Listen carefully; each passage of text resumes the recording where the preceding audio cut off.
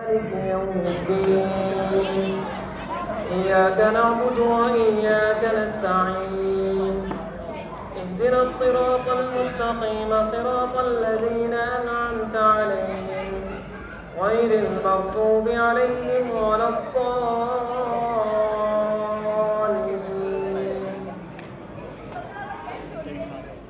إن في خلق السماوات والأرض واختلاف الليل والنهار والفلك التي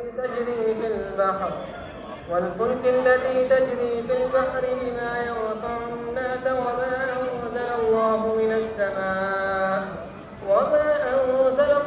من السماء من ماء فأحيا به الأرض بعد موتها وبث فيها من كل دابة وتصريف الرياح والسحاب المسخر بين السماء والأرض لآيات لقوم يعقلون.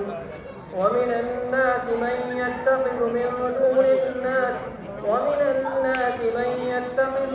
دون الله أندادا يحبونهم كحب الله والذين آمنوا أشد حبا لله ولو يرى الذين ظلموا إذ يرون العذاب أن القوة لله جميعا وأن الله شديد العذاب.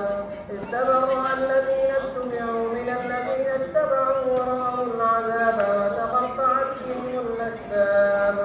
وقال الذين اتبعوا لو أن لنا كرة فنتبرأ منهم كما تبرأوا منا كذلك يريهم الله أعمالهم حسرات عليهم وما هم بخارجين من النار.